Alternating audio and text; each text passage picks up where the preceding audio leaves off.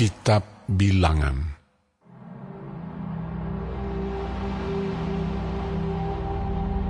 Tuhan berfirman kepada Musa di padang gurun Sinai dalam kemah pertemuan pada tanggal 1 bulan yang kedua dalam tahun yang kedua sesudah mereka keluar dari tanah Mesir.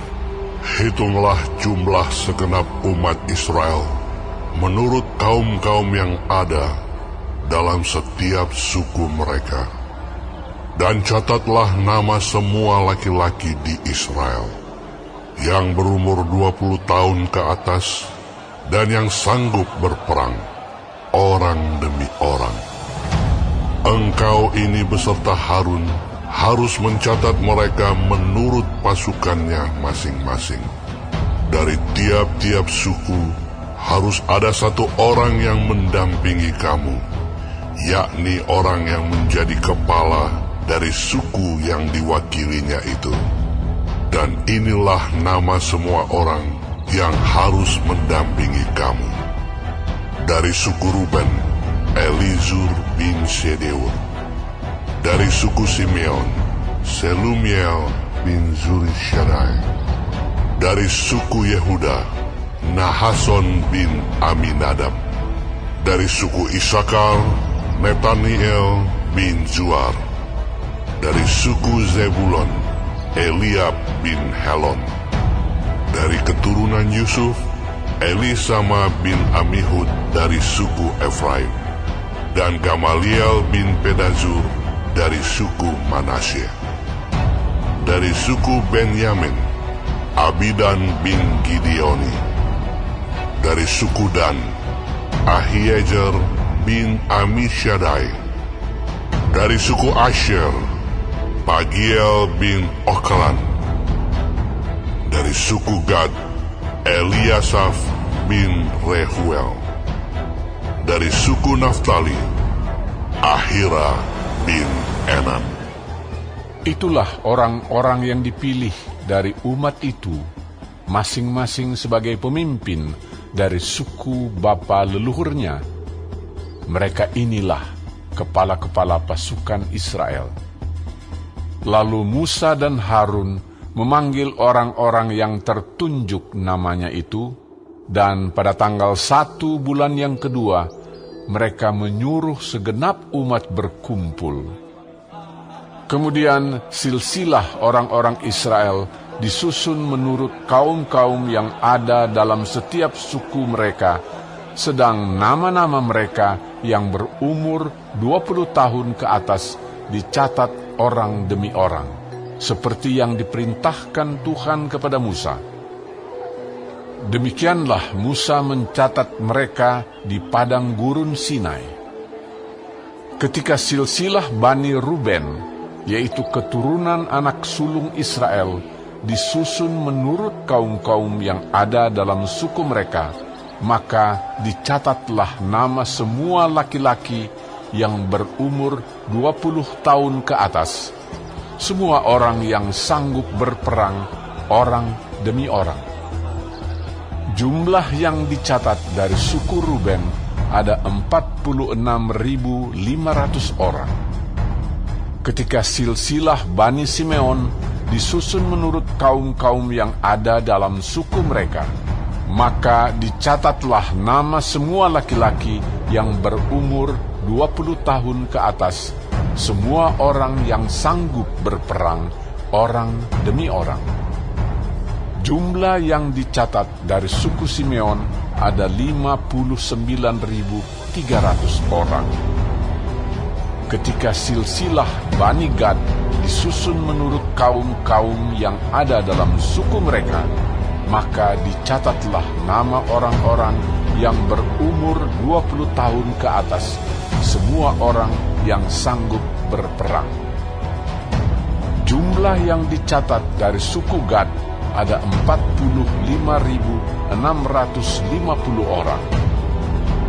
Ketika silsilah Bani Yehuda disusun menurut kaum-kaum yang ada dalam suku mereka, maka dicatatlah nama orang-orang yang berumur 20 tahun ke atas, semua orang yang sanggup berperang. Jumlah yang dicatat dari suku Yehuda ada 74.600 orang. Ketika silsilah Bani Isakar disusun menurut kaum-kaum yang ada dalam suku mereka, maka dicatatlah nama orang-orang yang berumur 20 tahun ke atas, semua orang yang sanggup berperang. Jumlah yang dicatat dari suku Isakar ada 54.400 orang. Ketika silsilah Bani Zebulon disusun menurut kaum-kaum yang ada dalam suku mereka, maka dicatatlah nama orang-orang yang berumur 20 tahun ke atas, semua orang yang sanggup berperang. Jumlah yang dicatat dari suku Zebulon ada 57.400 orang. Mengenai keturunan Yusuf, ketika silsilah Bani Efraim disusun menurut kaum-kaum yang ada dalam suku mereka, maka dicatatlah nama orang-orang yang berumur 20 tahun ke atas, semua orang yang sanggup berperang. Jumlah yang dicatat dari suku Efraim ada 40.500 orang. Dan ketika silsilah Bani Manasye disusun menurut kaum-kaum yang ada dalam suku mereka, maka dicatatlah nama orang-orang yang berumur 20 tahun ke atas, semua orang yang sanggup berperang. Jumlah yang dicatat dari suku Manasye ada 32.200 orang. Ketika silsilah Bani Benyamin disusun menurut kaum-kaum yang ada dalam suku mereka, maka dicatatlah nama orang-orang yang berumur 20 tahun ke atas, semua orang yang sanggup berperang. Jumlah yang dicatat dari suku Benyamin ada 35.400 orang. Ketika silsilah Bani Dan disusun menurut kaum-kaum yang ada dalam suku mereka, maka dicatatlah nama orang-orang yang berumur 20 tahun ke atas, semua orang yang sanggup berperang. Jumlah yang dicatat dari suku Dan ada 62.700 orang. Ketika silsilah Bani Asher disusun menurut kaum-kaum yang ada dalam suku mereka, maka dicatatlah nama orang-orang yang berumur 20 tahun ke atas, semua orang yang sanggup berperang. Jumlah yang dicatat dari suku Asher ada 41.500 orang.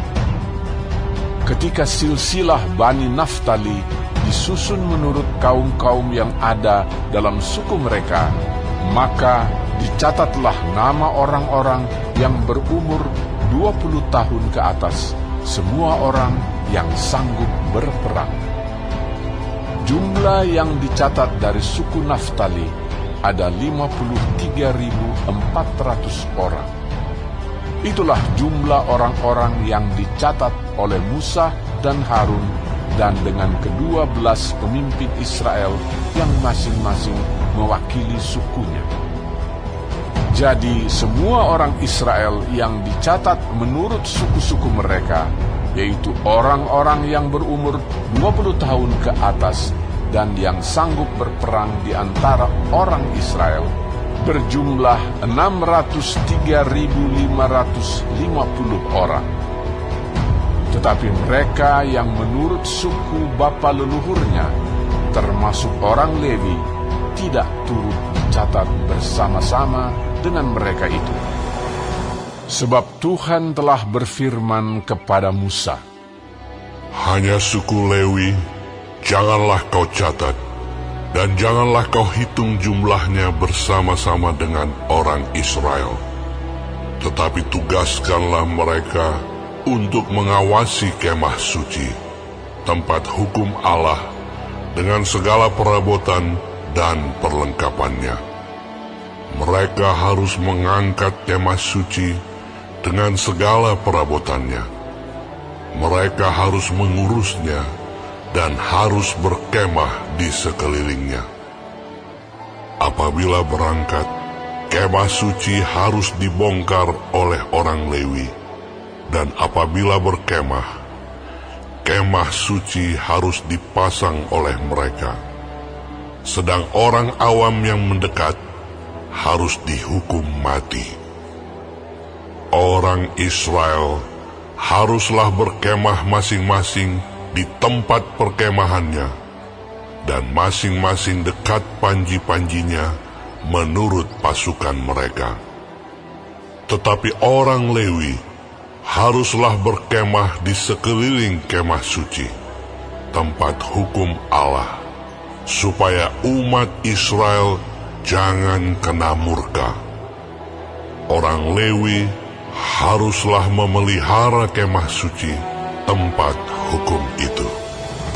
Maka orang Israel berbuat demikian, tepat seperti yang diperintahkan Tuhan kepada Musa, demikianlah diperbuat mereka.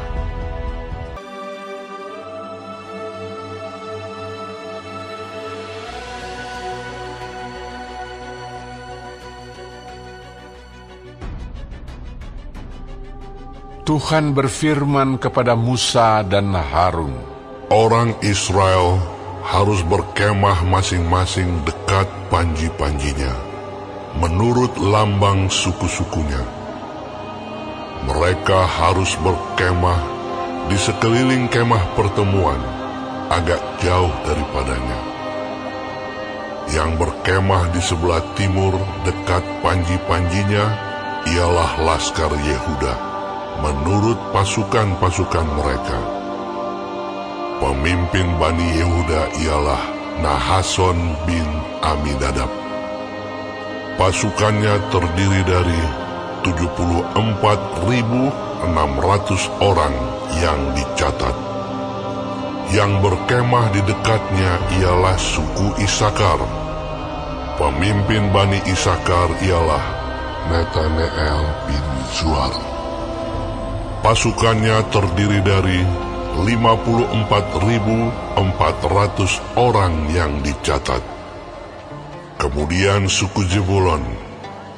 Pemimpin Bani Zebulon ialah Eliab bin Helon. Pasukannya terdiri dari 57.400 orang yang dicatat. Jumlah orang yang dicatat dalam laskar Yehuda menurut pasukan-pasukan mereka ada 186.400 orang. Merekalah yang terdahulu berangkat. Panji-panji laskar Ruben adalah di sebelah selatan menurut pasukan-pasukan mereka. Pemimpin Bani Ruben ialah Elizur bin Sedeur. Pasukannya terdiri dari 46.500 orang yang dicatat. Yang berkemah di dekatnya ialah suku Simeon. Pemimpin Bani Simeon ialah Selumiel bin Juri Shaddai. Pasukannya terdiri dari 59.300 orang yang dicatat. Kemudian suku Gad.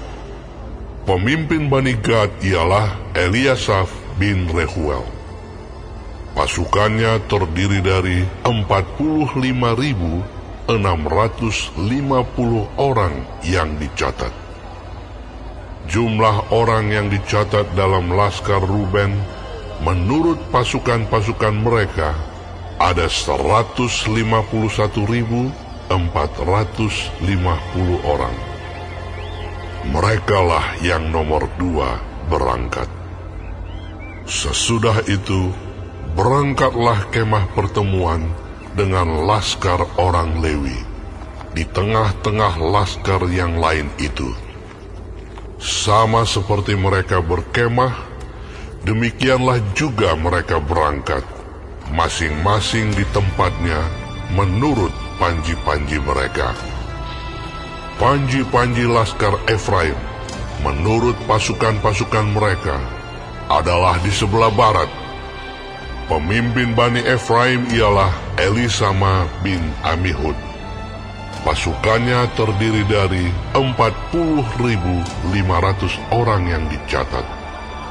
Di dekatnya ialah suku Manasye. Pemimpin Bani Manasye ialah Gamaliel bin Pedazur. Pasukannya terdiri dari 32.200 orang yang dicatat. Kemudian suku Benyamin. Pemimpin Bani Benyamin ialah Abidan bin Gideoni. Pasukannya terdiri dari 35.400 orang yang dicatat. Jumlah orang yang dicatat dalam laskar Efraim menurut pasukan-pasukan mereka ada 108.100 orang. Merekalah yang nomor 3 berangkat. Panji-panji laskar Dan adalah di sebelah utara menurut pasukan-pasukan mereka. Pemimpin Bani Dan ialah Ahiezer bin Amisyaddai. Pasukannya terdiri dari 62.700 orang yang dicatat. Yang berkemah di dekatnya ialah suku Asyer. Pemimpin Bani Asyer ialah Pagiel bin Okran. Pasukannya terdiri dari 41.500 orang yang dicatat. Kemudian suku Naftali. Pemimpin Bani Naftali ialah Ahira bin Enan. Pasukannya terdiri dari 53.400 orang yang dicatat. Jumlah orang yang dicatat dalam laskar Dan ada 157.600 orang. Merekalah yang terkemudian berangkat menurut panji-panji mereka. Itulah pencatatan orang Israel menurut suku-suku mereka. Jumlah orang yang dicatat dalam laskar-laskar dengan pasukan-pasukannya ada 603.550 orang. Tetapi orang Lewi tidak turut dicatat bersama-sama dengan orang Israel, seperti yang diperintahkan Tuhan kepada Musa. Maka orang Israel berbuat demikian, tepat seperti yang diperintahkan Tuhan kepada Musa. Demikianlah mereka berkemah menurut panji-panji mereka, dan demikianlah mereka berangkat, masing-masing menurut kaumnya dan sukunya.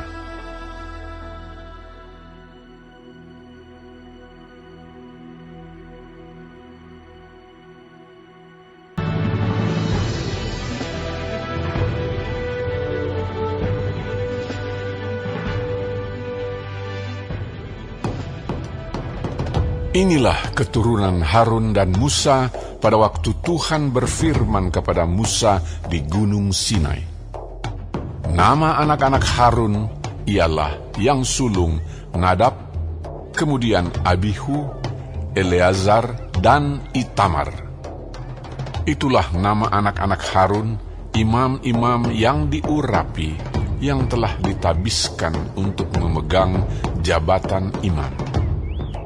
Tetapi Nadab dan Abihu sudah mati di hadapan Tuhan di padang gurun Sinai, ketika mereka mempersembahkan api yang asing ke hadapan Tuhan.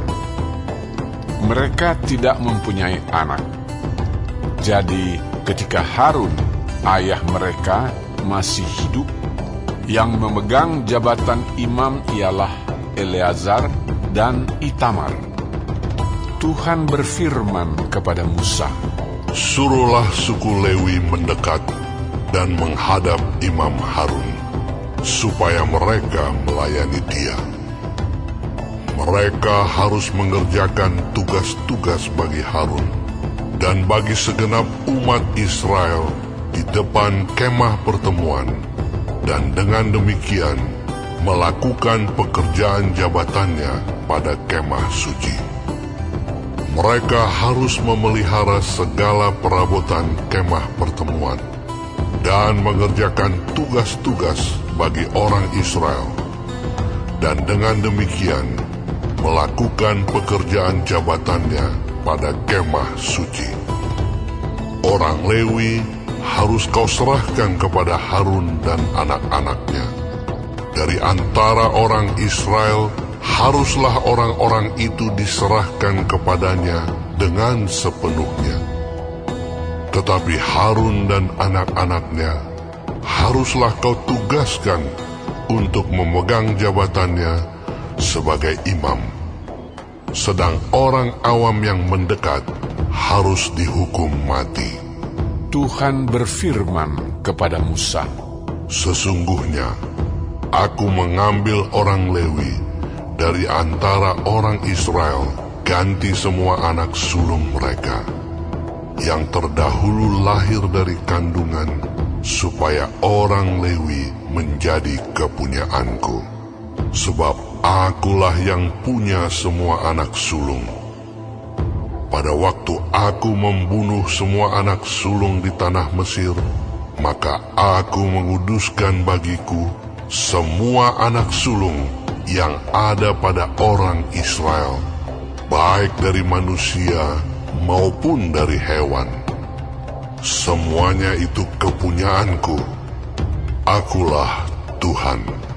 Tuhan berfirman kepada Musa di padang gurun Sinai, Catatlah Bani Lewi menurut puak-puak dan kaum-kaum mereka. Semua laki-laki yang berumur 1 bulan ke atas harus kau catat.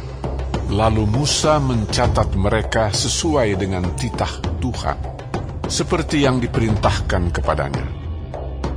Inilah anak-anak Lewi dengan nama mereka, Gerson, Kehat, dan Merari. Inilah nama anak-anak Gerson dan kaum-kaum mereka, Libni dan Simei. Anak-anak Kehat dan kaum-kaum mereka ialah Amram, Yizhar, Hebron, dan Uziel. Anak-anak Merari dan kaum-kaum mereka ialah Mahli dan Musi. Inilah kaum-kaum orang Lewi yang ada dalam puak-puak mereka. Puak Gerson terdiri dari kaum Libni dan kaum Simei, itulah kaum-kaum Gerson. Jumlah pencatatan mereka ketika semua laki-laki yang berumur 1 bulan ke atas dicatat ada 7.500 orang. Kaum-kaum Gerson ini berkemah di belakang kemah suci di sebelah barat. Pemimpin puak Gerson ialah Eliasaf bin Lael, yang harus dipelihara oleh Bani Gerson dalam kemah pertemuan ialah kemah suci dan kemah dengan tudungnya, tirai pintu kemah pertemuan, layar pelataran, dan tirai pintu pelataran yang ada sekeliling kemah suci dan mezbah, dan talinya, termasuk segala pekerjaan yang berhubungan dengan semuanya itu. Puak Kehat terdiri dari kaum Amram, kaum Yizhar, kaum Hebron, dan kaum Uziel. Itulah kaum-kaum Kehat. Jumlah pencatatan mereka ketika semua laki-laki yang berumur 1 bulan ke atas dicatat ada 8.600 orang, yakni mereka yang memelihara barang-barang kudus. Kaum-kaum Bani Kehat ini berkemah pada sisi kemah suci sebelah selatan. Pemimpin puak Kehat dan kaum-kaumnya ialah Elisafan bin Uziel. Yang harus dipelihara mereka ialah tabut, meja, kandil, mesbah-mesbah, perkakas tempat kudus yang dipakai untuk menyelenggarakan ibadah, juga tirai, termasuk segala pekerjaan yang berhubungan dengan semuanya itu. Adapun pemimpin tertinggi orang Lewi ialah Eleazar, anak Imam Harun, yang mengawasi mereka yang memelihara barang-barang kudus. Puak Merari terdiri dari kaum Mahli dan kaum Musi, itulah kaum-kaum Merari. Jumlah pencatatan mereka ketika semua laki-laki yang berumur 1 bulan ke atas dicatat ada 6.200 orang. Pemimpin Puak Merari dan kaum-kaumnya ialah Zuriel bin Abihail. Mereka berkemah pada sisi kemah suci sebelah utara. Yang ditugaskan kepada Bani Merari untuk dipelihara ialah papan kemah suci, kayu lintangnya, tiang-tiangnya, alasnya, segala perabotannya, termasuk segala pekerjaan yang berhubungan dengan semuanya itu, juga tiang pelataran sekelilingnya, alas, patok, dan talinya. Yang berkemah di depan kemah suci di sebelah timur, di depan kemah pertemuan, ialah Musa dan Harun serta anak-anaknya yang mengerjakan tugas pemeliharaan tempat kudus bagi orang Israel, tetapi orang awam yang mendekat haruslah dihukum mati. Jumlah orang Lewi yang sesuai dengan titah Tuhan dicatat oleh Musa dan Harun menurut kaum-kaum mereka, yakni semua laki-laki yang berumur 1 bulan ke atas, ada 22.000 orang. Lalu berfirmanlah Tuhan kepada Musa, Catatlah semua anak sulung laki-laki Israel yang berumur 1 bulan ke atas. Lalu hitunglah jumlah mereka, dan ambillah orang-orang Lewi bagiku. Akulah Tuhan. Sebagai ganti semua anak sulung yang ada pada orang Israel, juga hewan orang Lewi, ganti semua anak sulung di antara hewan orang Israel. Maka Musa mencatat semua anak sulung yang ada pada orang Israel, seperti yang diperintahkan Tuhan kepadanya. Semua anak sulung laki-laki yang dicatat namanya dalam pencatatan itu, yakni yang berumur 1 bulan ke atas, ada 22.273 orang. Lalu berfirmanlah Tuhan kepada Musa, Ambillah orang Lewi, ganti semua anak sulung yang ada pada orang Israel, juga hewan orang Lewi, ganti hewan mereka, supaya orang Lewi itu menjadi kepunyaanku. Akulah Tuhan. Sebagai uang tebusan untuk ke-273 anak sulung Israel yang melebihi jumlah orang Lewi itu, haruslah engkau mengambil 5 shikal seorang. Engkau harus mengambilnya menurut shikal kudus. Shikal ini 20 gera beratnya. Berikanlah perak itu kepada Harun dan anak-anaknya sebagai uang tebusan untuk orang-orang yang kelebihan itu. Lalu Musa mengambil uang tebusan untuk orang-orang yang melebihi jumlah mereka yang telah ditebus oleh orang Lewi itu. Daripada anak-anak sulung Israel diambilnya perak itu 1.365 shikal, ditimbang menurut shikal kudus. Maka Musa memberikan uang tebusan itu kepada Harun dan anak-anaknya sesuai dengan titah Tuhan, seperti yang diperintahkan Tuhan kepada Musa.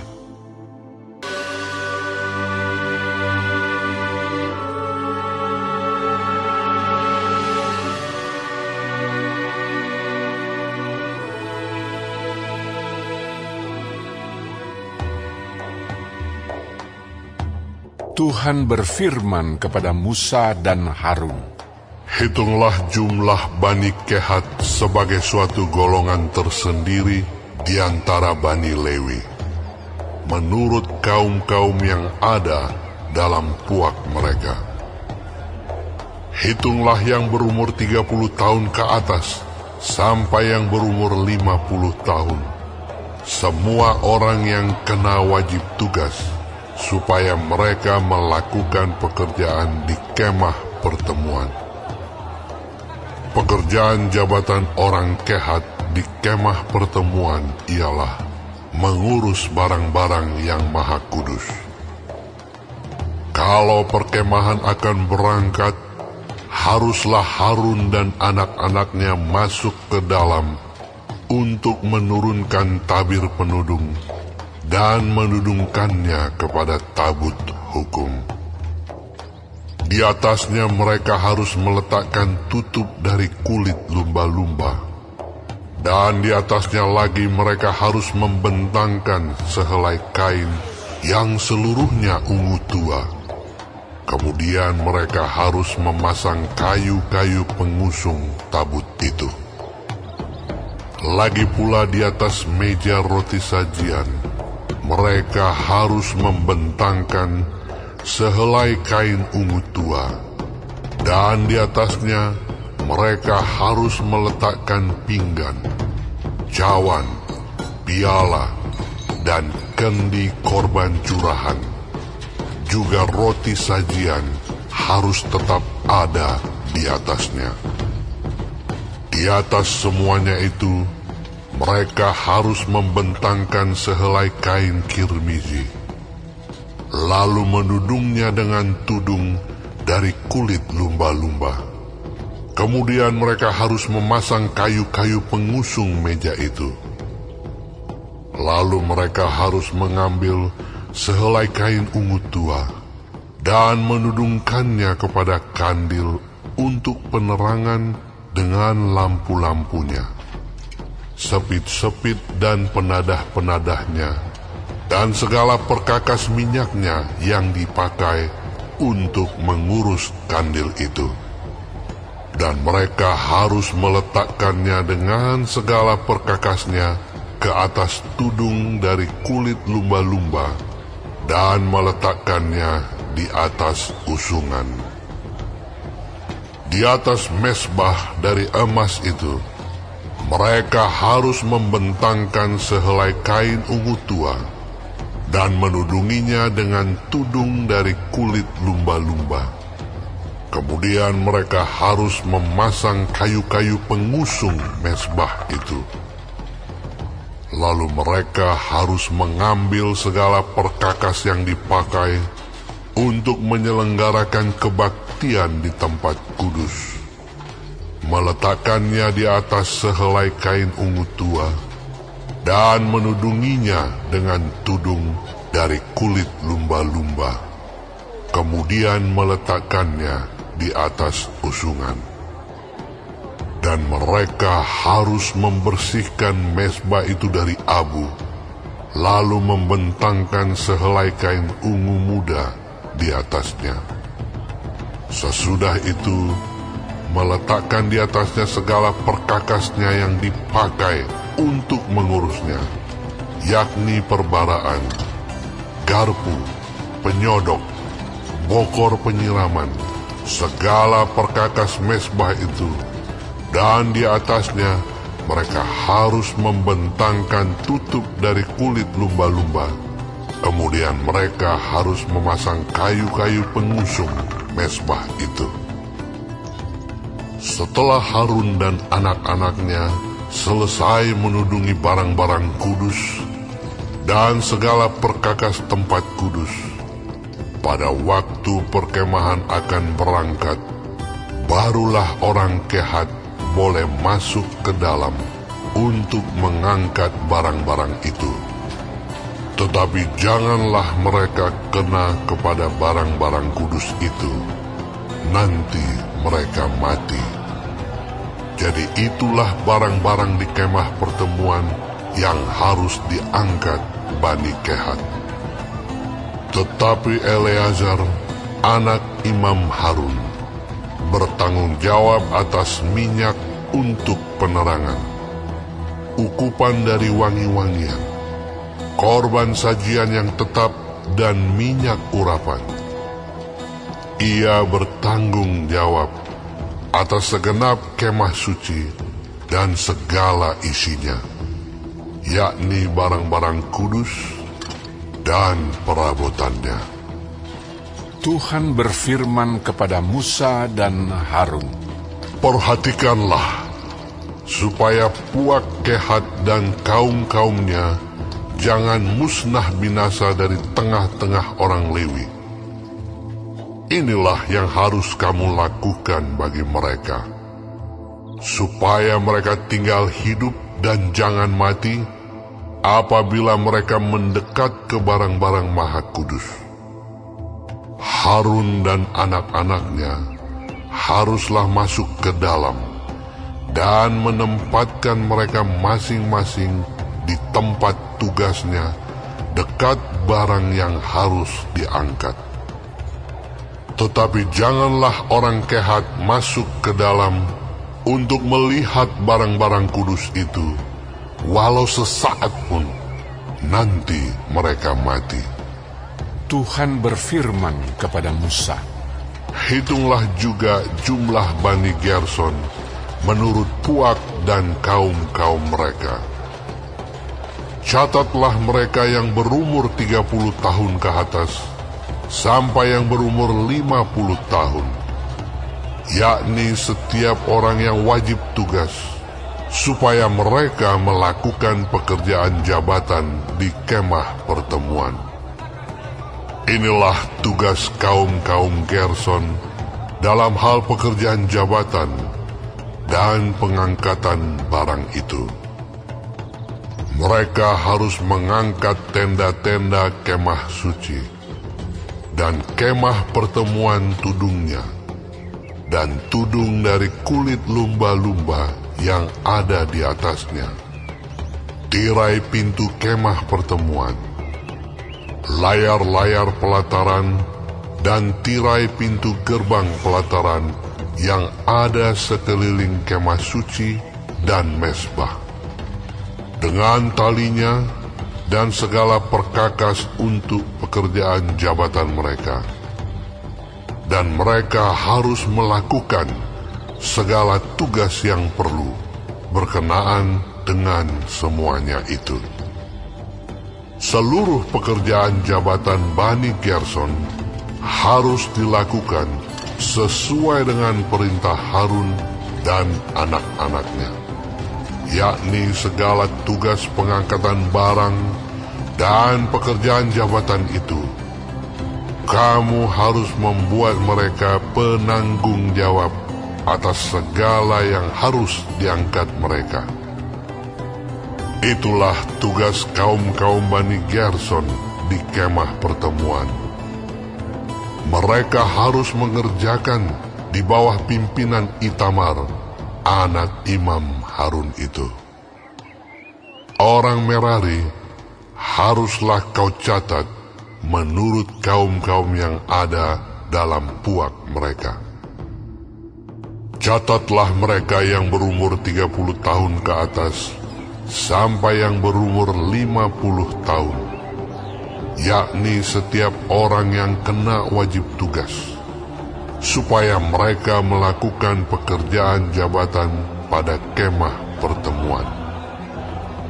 Inilah yang wajib diangkat mereka berhubung dengan seluruh pekerjaan jabatan mereka di kemah pertemuan. Papan-papan kemah suci, kayu-kayu lintangnya, tiang-tiangnya, alas-alasnya, tiang-tiang pelataran sekelilingnya, alas-alasnya, patok-patok dan tali-talinya, serta segala perkakasnya. Semuanya termasuk tugas mereka. Dengan terperinci, haruslah kamu tunjuk perkakas yang wajib diangkat mereka itu.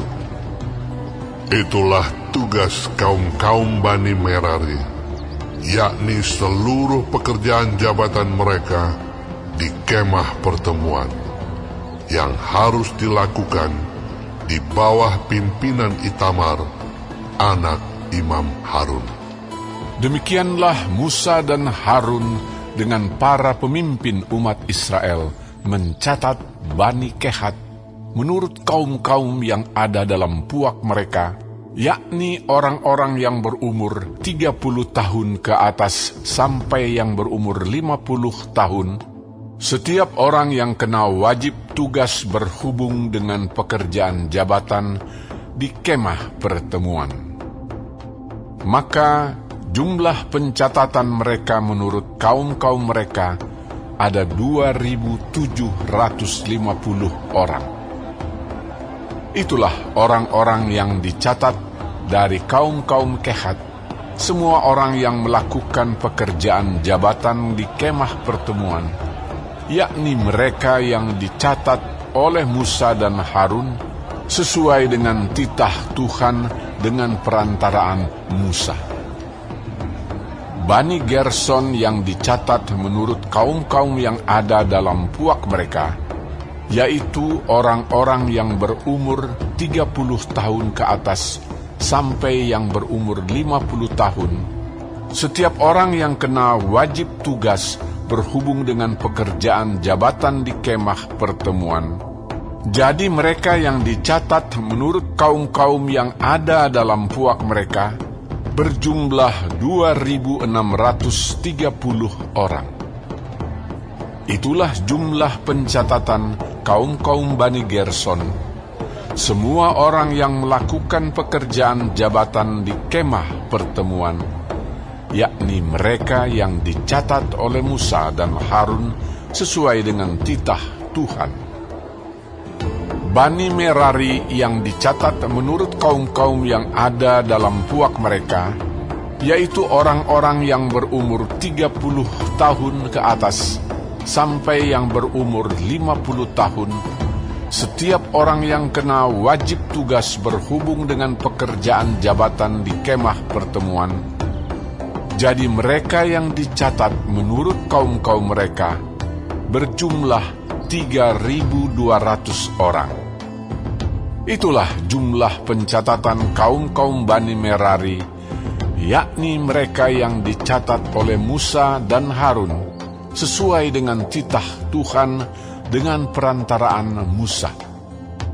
Semua orang Lewi yang dicatat oleh Musa dan Harun dengan para pemimpin Israel menurut kaum-kaum yang ada dalam puak-puak mereka,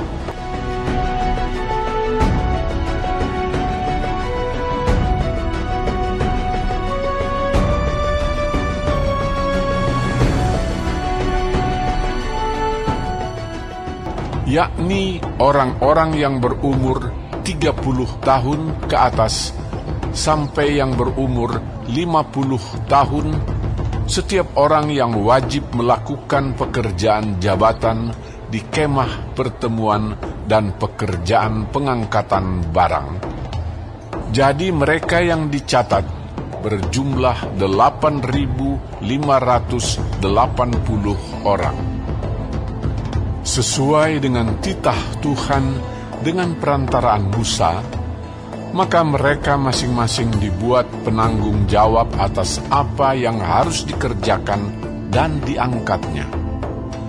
Demikianlah mereka dicatat seperti yang diperintahkan Tuhan kepada Musa.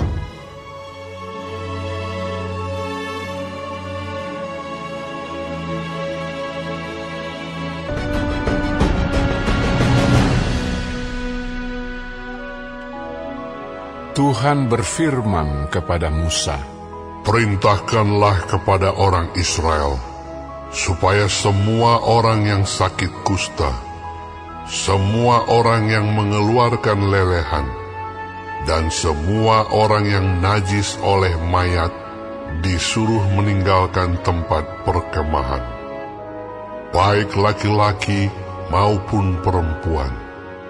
Haruslah kau suruh pergi keluar tempat perkemahan haruslah mereka kau suruh pergi, supaya mereka jangan menajiskan tempat perkemahan di mana aku diam di tengah-tengah mereka.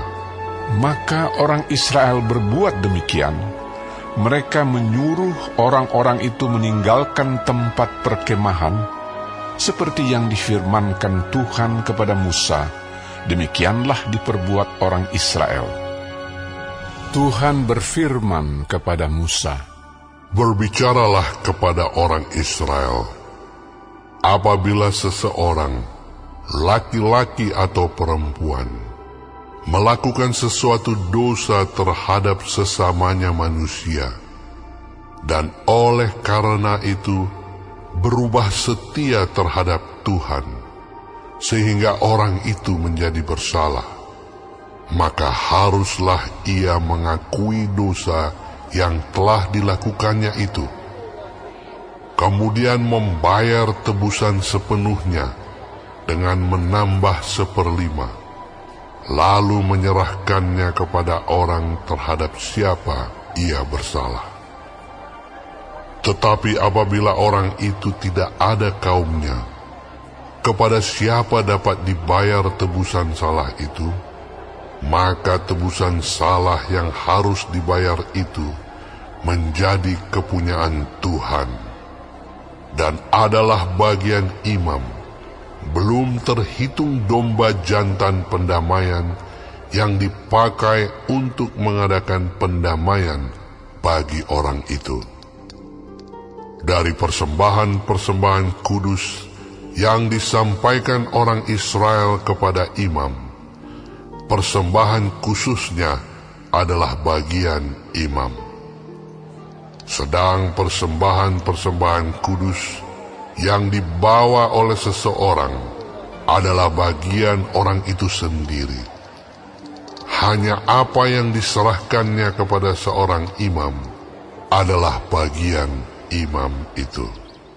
Tuhan berfirman kepada Musa, Berbicaralah kepada orang Israel dan katakanlah kepada mereka, apabila istri seseorang berbuat serong dan tidak setia terhadap suaminya, dan laki-laki lain tidur dan bersetubuh dengan perempuan itu dengan tidak diketahui suaminya, karena tinggal rahasia bahwa perempuan itu mencemarkan dirinya, tidak ada saksi terhadap dia, dia tidak kedapatan.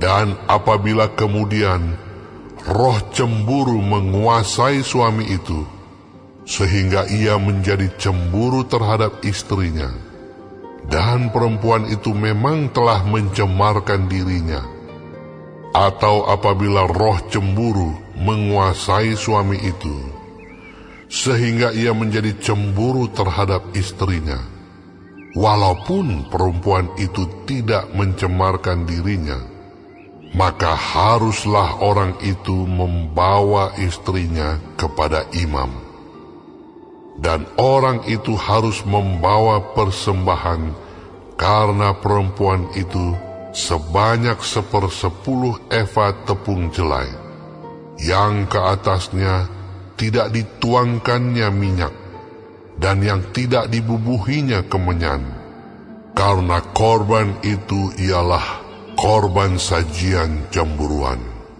suatu korban peringatan yang mengingatkan kepada kedurjanaan.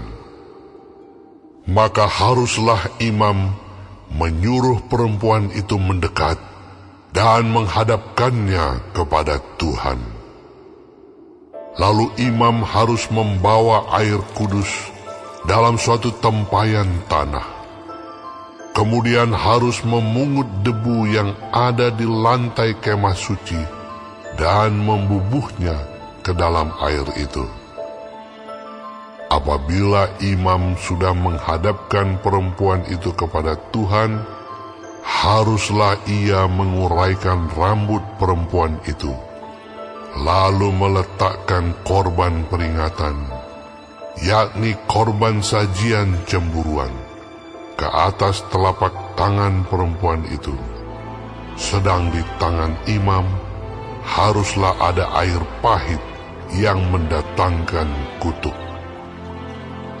Maka haruslah imam menyumpah perempuan itu dengan berkata kepadanya, "Jika tidak benar ada laki-laki yang tidur dengan engkau, dan jika tidak engkau berbuat serong kepada kecemaran, padahal engkau di bawah kuasa suamimu, maka luputlah engkau dari air pahit yang mendatangkan kutuk ini.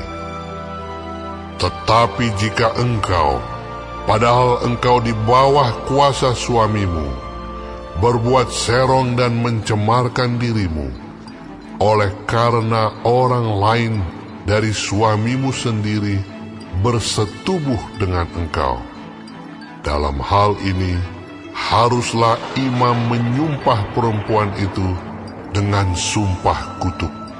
Dan haruslah imam berkata kepada perempuan itu, maka Tuhan kiranya membuat engkau menjadi sumpah kutuk di tengah-tengah bangsamu dengan mengempiskan pahamu dan mengembungkan perutmu. Sebab air yang mendatangkan kutuk ini akan masuk ke dalam tubuhmu untuk mengembungkan perutmu dan mengempiskan pahamu. Dan haruslah perempuan itu berkata, Amin, amin. Lalu imam harus menuliskan kutuk itu pada sehelai kertas dan menghapusnya dengan air pahit itu. Dan ia harus memberi perempuan itu minum air pahit yang mendatangkan kutuk itu, dan air itu akan masuk ke dalam badannya dan menyebabkan sakit yang pedih.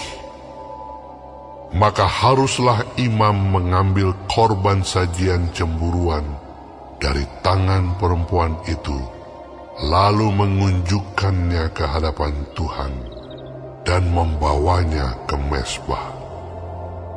Sesudah itu haruslah imam mengambil segenggam dari korban sajian itu sebagai bagian ingat-ingatannya dan membakarnya di atas mezbah. Kemudian memberi perempuan itu minum air itu. Setelah terjadi demikian, apabila perempuan itu memang mencemarkan dirinya dan berubah setia terhadap suaminya, air yang mendatangkan sumpah serapah itu akan masuk ke badannya dan menyebabkan sakit yang pedih, sehingga perutnya mengembung dan pahanya mengempis. Dan perempuan itu akan menjadi sumpah kutuk di antara bangsanya. Tetapi apabila perempuan itu tidak mencemarkan dirinya, melainkan ia suci, maka ia akan bebas dan akan dapat beranak. Itulah hukum tentang perkara cemburuan, kalau seorang perempuan telah berbuat serong dan mencemarkan dirinya, padahal ia di bawah kuasa suaminya.